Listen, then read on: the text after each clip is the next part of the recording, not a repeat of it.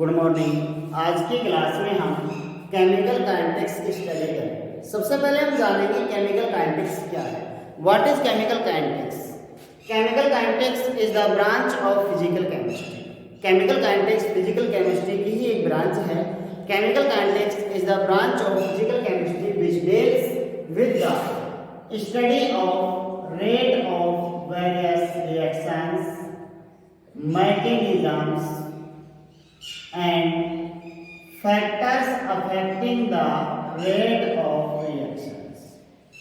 फिर से सुनिए, केमिकल काइनेटिक्स क्या है? What is chemical kinetics? Chemical kinetics is the branch of physical chemistry which deals with the study of rate of various reactions, mechanisms and factors affecting the rate of reaction। अब हम बात करते हैं chemical reaction क्या है। Chemical reaction में reactant और product क्या है। केमिकल रिएक्शन आगे किस तरह से प्रोसीड होती है, किसी भी केमिकल रिएक्शन का रेट क्या है, ये सारी चीजें हम पढ़ेंगे। अब हम देखते हैं केमिकल रिएक्शन। देखो, जब भी कोई केमिकल रिएक्शन प्रोसीड होती है तो रिएक्टेंट से प्रोडक्ट का फॉर्मेशन होता है। रिएक्टेंट से किसका फॉर्मेशन होता है? प्रोडक्ट का। और वो कैसे होता है? रिएक्टेंट में उपस्थित ओल्ड केमिकल बॉन्ड ब्रेक होते हैं और न्यू केमिकल बॉन्ड्स का फॉर्मेशन होता है जिससे प्रोडक्ट बनता है। जब केमिकल रिएक्शन आगे बढ़ती है, आगे प्रोसीड होती है, तो रिएक्टेंट की कंसंट्रेशन डिक्रीज होती जाती है और प्रोडक्ट की कंसंट्रेशन इंक्रीज होती जाती है। इसको हम ऐसे भी लिख सकते हैं, reactant R to product P. अब जैसे जैसे केमिकल रिएक्शन आगे बढ़ रही है वैसे वैसे कंसंट्रेशन ऑफ रिएक्टेंट डिक्रीज हो रही है और कंसंट्रेशन ऑफ प्रोडक्ट इंक्रीज हो रही है। हम कह सकते हैं किसी भी केमिकल रिएक्शन का भी जब वो पूर्ण हो रही होती है तो हर वक्त एक जैसा रेट नहीं होता है। केमिकल रिएक्शन का रेट या rate of chemical reaction change होता रहता है, या मैं कह सकता हूं rate of chemical reaction decrease होता है। अब हम बात करते हैं, इसको हम रिएक्टेंट और प्रोडक्ट की कंसंट्रेशन को हम एक कंसंट्रेशन टाइम ग्राफ से समझ लेते हैं। जब भी कोई केमिकल रिएक्शन प्रोसीड होती है तो टाइम के साथ कंसंट्रेशन पर क्या फर्क पड़ता है। हम एक्स एक्सिस पर टाइम लेते हैं, वाई एक्सिस पर हम कंसंट्रेशन लेते हैं और ये कंसंट्रेशन हम रिएक्टेंट और प्रोडक्ट दोनों की ही लेते हैं। रिएक्टेंट की बात करें तो जब हम t is equal to 0 time की बात करते हैं तो रिएक्टेंट की कंसंट्रेशन मैक्सिमम होती है, लेकिन जैसे ही केमिकल रिएक्शन आगे प्रोसीड होती है वैसे वैसे रिएक्टेंट की कंसंट्रेशन कम होती जाती है। यह यहाँ पर मैक्सिमम है concentration of reactant at t is equal to 0।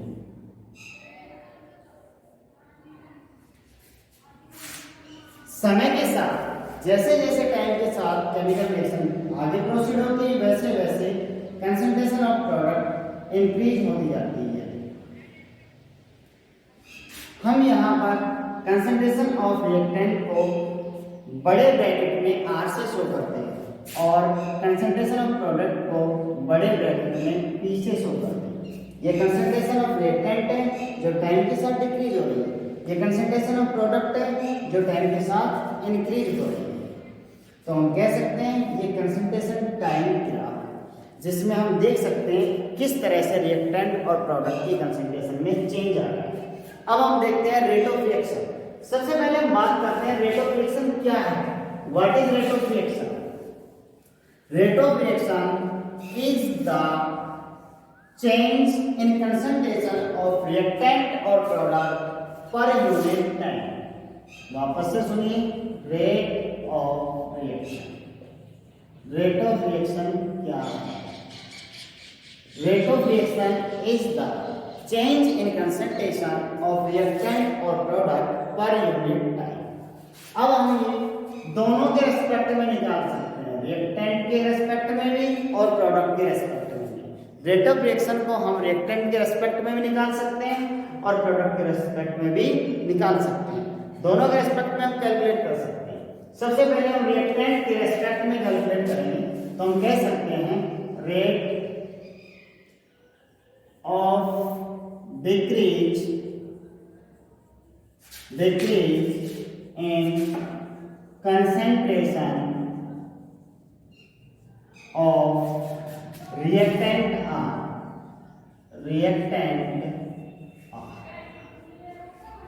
ठीक है, rate of decrease in concentration of reactant R.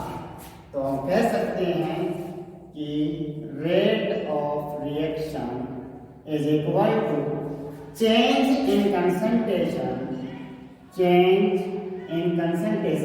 इस चेंज को हम इंक्रीज और डिक्रीज से भी लिख सकते हैं। जैसे हम लिखे किसके बारे में, रिएक्टेंट के बारे में, तो इस चेंज को हम डिक्रीज लिख सकते हैं। क्या लिख सकते हैं, decrease in concentration of R. R का मतलब क्या है, यहाँ पर रिएक्टेंट से मतलब है, और divide by taken time in change. ठीक है, अब decrease in concentration of R divide by taken time in change. अब डिक्रीज कैसे निकालते हैं, कितना डिक्रीज हो रहा है देख लेते हैं। केमिकल रिएक्शन देखते हैं, ये आर से क्या बन रहा है, प्रोडक्ट। हम सबसे पहले बात कर लेते हैं कि T1 टाइम पर मान लो रिएक्टेंट की कंसंट्रेशन है R, तो T1 टाइम पर प्रोडक्ट की कंसंट्रेशन क्या होगी, P1। T2 टाइम पर मान लो रिएक्टेंट की कंसंट्रेशन है R2, तो प्रोडक्ट की कंसंट्रेशन क्या होगी, P2। Decrease in concentration of R कैसे निकालेंगे, अब हम concentration of reactant at time T2 minus concentration of reactant at time T1, इन दोनों को माइनस करेंगे।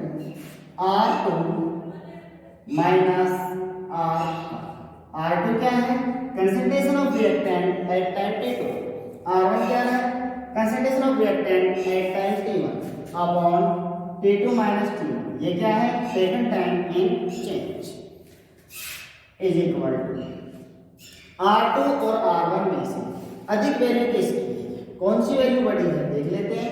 जब हमें पता है कि केमिकल रिएक्शन जब समय के साथ आगे बढ़ती है तो रिएक्टेंट की कंसंट्रेशन डिक्रीज होती है, तो हम कह सकते हैं कि यहाँ पर निश्चित रूप से R1 वाली वैल्यू अधिक होगी। जब नेगेटिव की वैल्यू अधिक होगी तो हमारा यहाँ पर आंसर भी कैसा आएगा, negative del R upon del.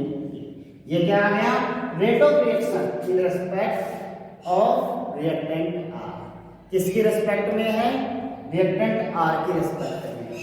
अब हम प्रोडक्ट पी की रेस्पेक्ट में देखेंगे रेट ऑफ रिएक्शन क्या होना चाहिए, देख लेते हैं। तो हम क्या लिखेंगे, rate of decrease in concentration of reactant की जगह rate of increase in concentration of product. क्या लिखेंगे, rate of increase in concentration of product, क्योंकि हमें पता है कि प्रोडक्ट की कंसंट्रेशन इंक्रीज हो रही है। तो हम लिखेंगे डी, ये किसके रिस्पेक्ट में है, ये प्रोडक्ट के रिस्पेक्ट में है। लिखेंगे rate of increase in concentration of product T। ठीक है, तो रेट ऑफ रिएक्शन कैसे लिखेंगे हम, rate of reaction is equal, लिखेंगे increase in concentration of product P, increase in concentration of product divide by taken time in change लिख दो या फिर इंक्रीज लिख दो, बात तो एक ही है, टेकन टाइम इन इंक्रीज या टेकन टाइम इन चेंज, बात एक ही, कुछ भी लिख सकते हो आप। तो increase in concentration of product P कैसे कैलकुलेट करेंगे, वही देखेंगे हम केमिकल रिएक्शन। रिएक्टेंट से क्या बनता है, प्रोडक्ट P1 पर मान लो इसकी कंसंट्रेशन R1, किसकी, रिएक्टेंट की, तो प्रोडक्ट की कंसंट्रेशन क्या होगी, P1। टाइम T2 पर रिएक्टेंट की कंसंट्रेशन R2, तो प्रोडक्ट की कंसंट्रेशन क्या होगी, P2। Increase in concentration of product P, कैसे कैलकुलेट करेंगे, P2 minus P1 upon taken time increase या टेकन टाइम इन चेंज, क्या लिखेंगे, P2 माइनस P1। P2 और P1 क्या है, concentration of product at time T2, concentration of product at time T1। अब हम बात करते हैं इनके डिफरेंस की, क्या आएगा, del P upon del T। Negative आना चाहिए या पॉजिटिव आना चाहिए, हम सबको पता है कि टाइम के साथ जब केमिकल रिएक्शन आगे प्रोसीड होती है तो हम ये कहते हैं कि कंसंट्रेशन ऑफ प्रोडक्ट इंक्रीज हो रही है, तो इंक्रीज होगी तो हम कह सकते हैं P1 से वैल्यू किसकी ज्यादा होगी, P2 की वैल्यू ज्यादा होगी। जब पॉजिटिव की वैल्यू ज्यादा है तो ये किसमें आएगा, पॉजिटिव में आएगा, तो रेट ऑफ रिएक्शन क्या आया, plus del P upon del T। अब हम दोनों को एक साथ कैसे लिख सकते हैं, ये किसके रेस्पेक्ट में आया, ये प्रोडक्ट के रेस्पेक्ट में आएगा। अब हम दोनों को एक साथ कैसे लिख सकते हैं, रिएक्टेंट और प्रोडक्ट के रेस्पेक्ट में जो हमारा रेट ऑफ रिएक्शन आया है उसको हम एक साथ लिखते हैं, और वो एक साथ कैसे लिखेंगे वो देखेंगे। हाँ, रेट ऑफ रिएक्शन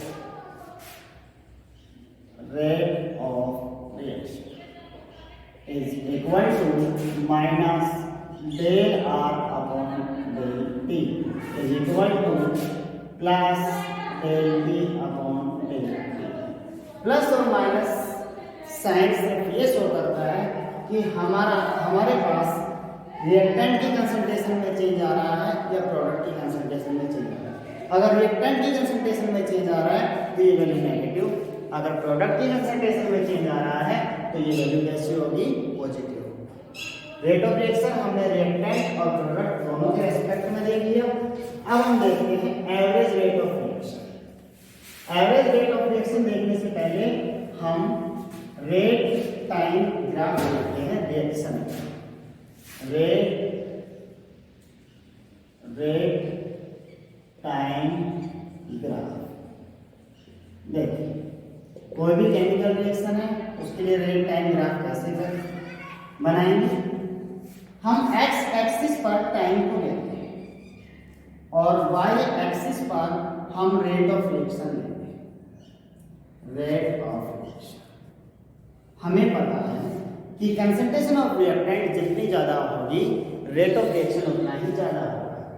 शुरुआत में, प्रारंभ में जब अभिक्रिया शुरू हो रही है तो रिएक्टेंट मैक्सिमम है, मान लो यहाँ। टाइम के साथ जैसे जैसे आगे बढ़ेगी वैसे वैसे कंसंट्रेशन ऑफ रिएक्टेंट कम होगा, इस वजह से रेट ऑफ रिएक्शन भी कम होगा। देखो रेट ऑफ रिएक्शन टाइम के साथ घट रहा है। प्रारंभ की बात करें तो रेट ऑफ रिएक्शन डिक्रीज हो रहा है तेजी से, लेकिन अंत तक जाते जाते बहुत धीरे धीरे डिक्रीज होता है।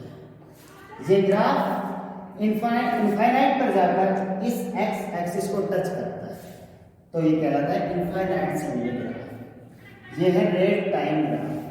वापस से देख लो, रेट ऑफ रिएक्शन टाइम के साथ पहले तेजी से डिक्रीज होती है, उसके बाद में धीरे धीरे डिक्रीज होती है और इनफाइनाइट पर जाकर इस टाइम वाली एक्सिस से एक्स एक्सिस को या एक्स एक्सिस से टच करती है।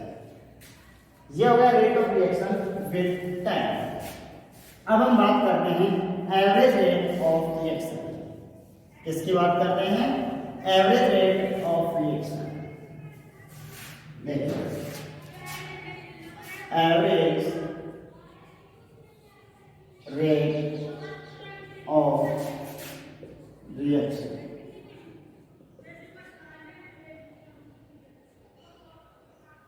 एवरेज रेट ऑफ रिएक्शन, सबसे पहले तो मैं आपको बता दूं कि एवरेज रेट ऑफ रिएक्शन एक यूजलेस टर्म है। वो क्यों? क्योंकि अभी मैंने पिछले ग्राफ में आपको बताया कि रेट ऑफ रिएक्शन प्रारंभ में बहुत तेज होता है, बहुत फास्ट, लेकिन समय के साथ रेट ऑफ रिएक्शन डिक्रीज होता है, प्रारंभ में तेजी से डिक्रीज होता है, उसके बाद में धीरे धीरे डिक्रीज होता है। तो एवरेज रेट ऑफ रिएक्शन एक यूजलेस टर्म हो गई एक तरीके से, क्योंकि अगर रेट ऑफ रिएक्शन तेजी से नहीं गिरता, तेजी से कम नहीं होता, धीरे धीरे कम होता, तो एवरेज रेट ऑफ हमारा बोलना उचित था, ठीक था कि average rate of reaction calculate कर। लेकिन यहाँ पर एक तरह से एक यूजलेस टर्म ही होगा। हाँ, लेकिन एवरेज रेट हम किसी छोटे टाइम इंटरवल के लिए निकालें तो हमारे लिए यूजफुल टर्म है। हम छोटे टाइम इंटरवल के लिए average rate of reaction calculate करते हैं। वो कैसे? देखिए, हम एक्स एक्सिस पर टाइम को लेते हैं। एक्स एक्सिस पर हमने क्या ले लिया? टाइम। वाई एक्सिस पर हम कंसंट्रेशन लेते हैं। वाई एक्सिस पर क्या ले रहे हैं? कंसंट्रेशन। मान लो ये concentration t is equal to time पर यहाँ है, t is equal to 0 time, t is equal to 0 time पर ये कंसंट्रेशन यहाँ है। अब टाइम के साथ ये कंसंट्रेशन डिक्रीज हो रही है, टाइम के साथ ये कंसंट्रेशन डिक्रीज हो रही है।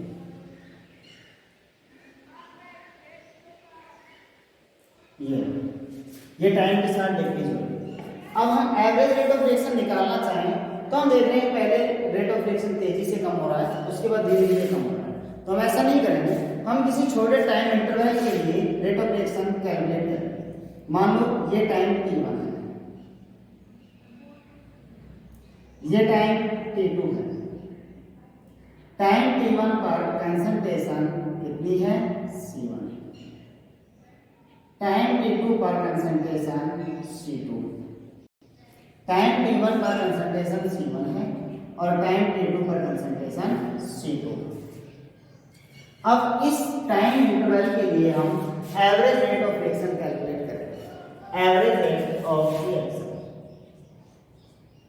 एवरेज रेट ऑफ रिएक्शन क्या कहेंगे कि change in concentration c2 minus c1, c2 minus c1 upon taken time in change.